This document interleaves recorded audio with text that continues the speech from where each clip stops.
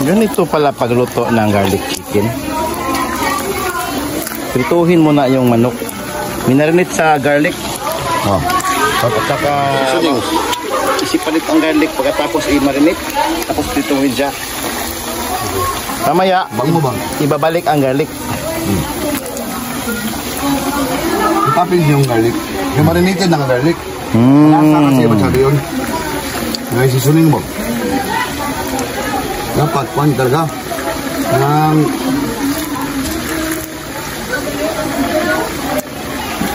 Yung manok na ginamit namin ay ibang uri ng manok to. Imported na manok. Napakalaki yung paa. Andre ka ng heritage chicken. Heritage chicken. Ginawa namin garlic chicken ang heritage chicken. Binili ni Paring Joel sa SNR. O nga pala, ngayon ay kalawan ni Paring Joel. Nagluluto tayo ng simpleng lutuin. Mura lang ito, pre. Tanghalian. Mura lang ito, pre? Baka mura-murahin tayo nito, pre. 2 kilo, pre. Ha? 2 kilo. 2 kilo to? 400 plus lang. 500. Mo ba? Mahal na eh. Silipin. Silipin natin sa baw. Hindi pa kumulo. Hindi pa rin. Tsaka balbakwang paa ng baka. At mga laman. At mga laman-laman niya. Pakuluin muna natin siya para mamaya tayo magdilig ng tubig para bilis siyang kumulo. Minarinate mo ng overnight to? Overnight? So, kagabi mo pa ito nilagyan ng manunot na talagang nasa marinid. Okay. Tsaka ngayon, alas 10 ng tanghali, ng umaga pala. Amoy na no? Nangangamoy na ng garlic.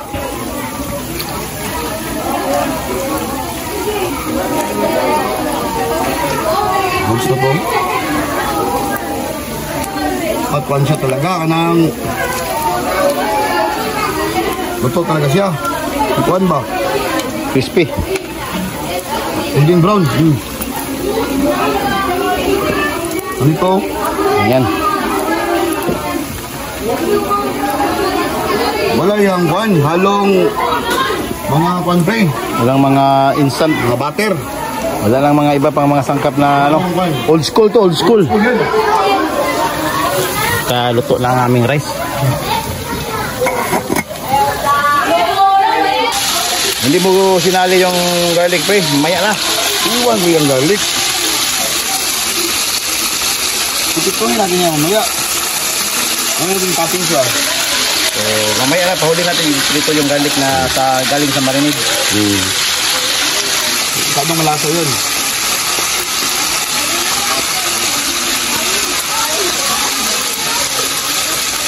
Ang gusto kong apoy. Marami yan, pre. Maraming garlic yan. Siyempre. Garlic chicken, oh. Hindi matatawag na garlic chicken yan kung walang garlic.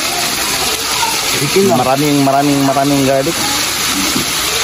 Dapat talagang garlic, maraming garlic. Hindi tayo gagamit ng mga pulverized garlic pre, yung mga binibili. Nilagyan rin yan. Nilagyan mo rin? O, konti lang. Ganyan sa restaurant. Nilagyan pala garlic talaga. Yan, finished product. Papipuhin natin mamaya. Gawin natin toppings. Okay. So, itong ating balbakwang paa ng baka. Ano yung ito tubig? Lalagyan natin ng beef cubes. Kung kining pinsya ba? Beef cubes yan para lalong sasarap. Grabe na din manok. Ito, balbakwang unod. Yan. Anyway. Kasi ina-prepare pa kasi ang warrant of arrest eh. Ano ba? Oo. Sana si Gritzy. 22 hours pala. 22 hours. Dapat kalagkarin niya, General. Ayan ka ng tubig, kuya. Tama na yan? Ilunggo kasi ito na Bulanon. Ka-Victoria kasi. Ikaw bahala, pre. Kasi baka over sa sarap. Yung kuha natin ha. yung sikreto natin, Nalagay ko na. nilagay mo na? Ah. Bulalong kasi kami lahat dito.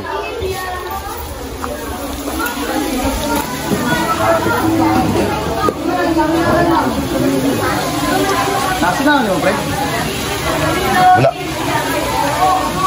Gasinan ko na ako dito. Huwag gamay naman. Wala man. Lahat man gula sila. Kau tilaw. Sini, sini. Kado. Pero ang nakulan. Tikman ko muna. Dapat yung malamig na sabaw lang tikman ko.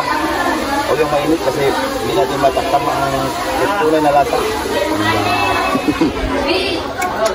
Ay, nanay. Nanay lasa. Ikaw. Sana nakapa para madala na ilon. Dalagay tayo ng siling verde. Dagdagan pa ng pamintang durog.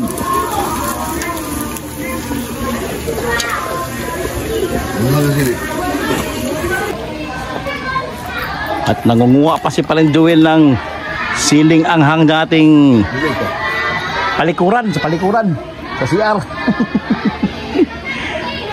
Palikuran? Oo, palikuran. Sa likod ng ating garden. Sa likod ng ating garden. Sa likod ng ating... Sa likuran na lang. Kunti lang kasi may... Libog-libog man tayo.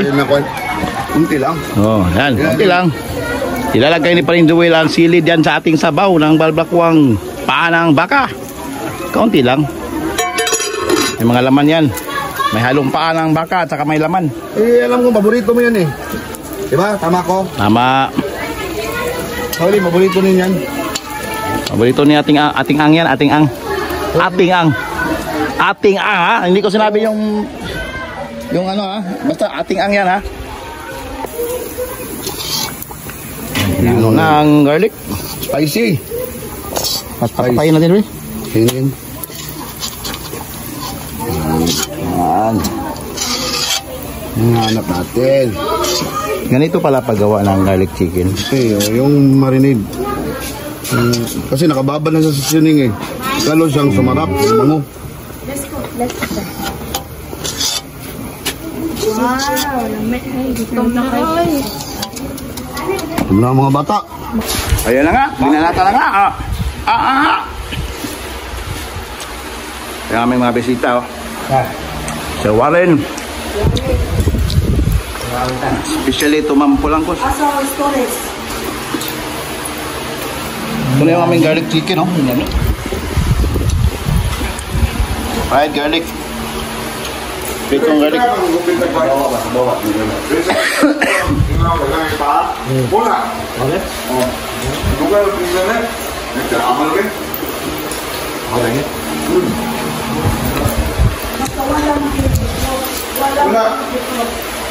Apil ko kay siyempre.